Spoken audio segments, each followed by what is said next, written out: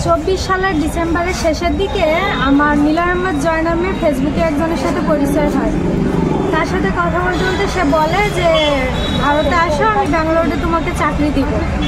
তো তার কথা অনুসারে আমি আসতে চাই। তার লোকজন দিয়ে আমাকে বর্ডার ক্রস করিয়ে 29শে জানুয়ারি বর্ডার ক্রস করায় 29 তারিখে সকালবেলা আমি রেল স্টেশন ধরা পড়ি।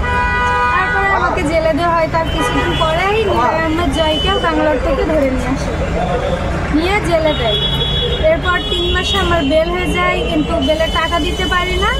তো এই 5 মাস জেল খাটি। এরপর অপরিচিত একজন লোক গিয়ে আমাকে বেল ফোনে টাকা দিয়ে বের করে নিয়ে এসে আমি তাকে চিনি না, পরে পরিচয় জানতে চাই। বলে আমার নাম সোমনাথ মণ্ডল। আর ঠিক আছে, উনি আমাকে অটোতে করে আগরতলা নিয়ে আসতে, অটোর ভিতরে ফোনে কথা বলছিল যে একজন মেয়েকে নিয়ে আসছি। ওনার কথাতে বুঝতে পারলাম যে উনি আমাকে বিক্রি করে দিতে চাচ্ছে।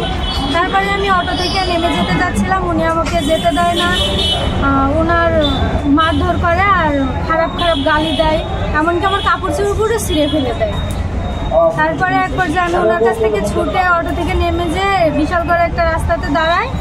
আমার উকিল বাবুরা ওই রাস্তা দিয়ে আসছিল, আমি পরে ওনাদের কাছে গিয়ে আশ্রয় নিই।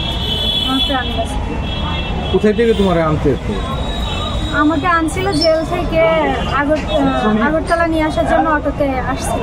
ওই যে যখন তুমি ধরা পড়লে তখন কি তুমি একা ছিলে না আরো তোমার সাথে ছিল কেউ? আমার সাথে আরো 2টা মেয়ে ছিল যখন ধরা পড়ি। এখন তুমি কি বুঝতে পারছো যে এটা কোনো চক্র? জি, এখন বুঝতে পারছি এটা একটা চক্র ছিল। এখন তুমি কি চাও? এখন আমি চাই তার বিরুদ্ধে আইনি ব্যবস্থা নেওয়া হোক। তোমার কি হয়েছে?